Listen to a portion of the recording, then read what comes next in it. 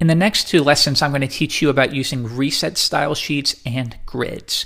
So a few lessons ago, I noted that didn't it seem common that we were always overriding the browser's default styling? And if we want to fix that, we can use a reset style sheet. So there are a couple ways to do this. We can either create one on our own, but it's much more common to use a popular reset style sheet. And that way we can be sure it's up to date and we don't have to worry about it. One of the most popular is created by Eric Meyer, who's very active in the CSS and the web standards world. We can go to meyerweb.com/eric/tools/css/reset. And we can see here that he has created a reset style sheet, and this will take all of the browser defaults and bring it back to 0 essentially. Notice he's resetting the margin and padding on every element so that we don't have to do that. And what you'll see is this will bring our pages back to a very raw state. I'm going to copy this and come into our editor. And next within CSS, I could place this like so, but it's also common to create a new file called reset.css,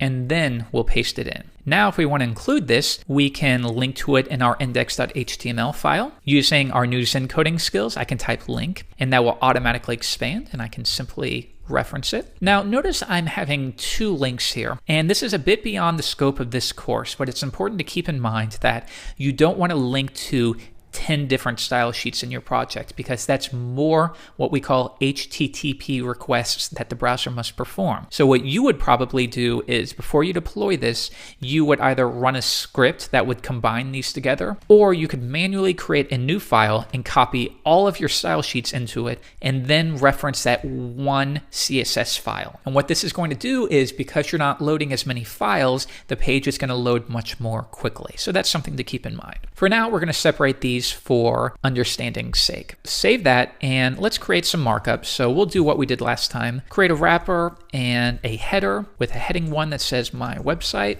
and then a nav element with a UL with 3 list items, each which has an anchor tag. And we'll also give a href to each anchor tag of a £. Good. Now we'll say home, about, contact. And then finally below here, maybe we'll have a new div with main with P that says body of my website. And that looks good to me. So let's view this in the browser and see what it looks like with the reset applied. And now I want you to note everything has been reset. If we remove it, you can see we're going to receive any browser defaults.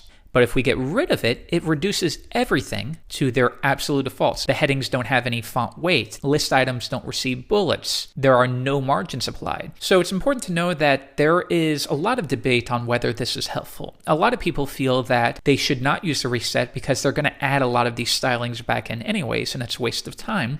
Other people feel, and I think I fall into this second group, is there's less work to do when you understand exactly what every line is doing. So I don't have to think, I wonder if the browser's applying margin here. I can know, nope, if it's being applied, it's because I specified it.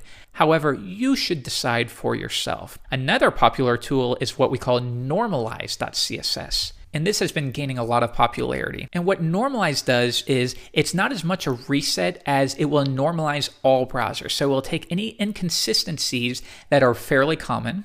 In older versions of IE, perhaps the padding on a UL won't be identical to what it is in a newer browser. Things like that. It will correct bugs. It will normalize styles. So let's check out the demo. And you can see here, this is what we would call a base. So it will automatically apply anchor tags. It will set site elements correctly. It will make sure mark elements are highlighted. You might prefer to use this technique as well. If you want to download it, you can just click right here and it will link to a style sheet, and you can copy that, bring it into your project. You would probably create its own style sheet. But then if I reload the page, you can see it will normalize that. So you'll reset everything to the defaults and then use normalize to fix common issues. In this case, buttons can be a little bit odd in Firefox. Same thing with WebKit. Anyhow, I definitely encourage you to look through this because it will teach you about a lot of the browser inconsistencies that exist. And for this long style sheet, you can see that it's quite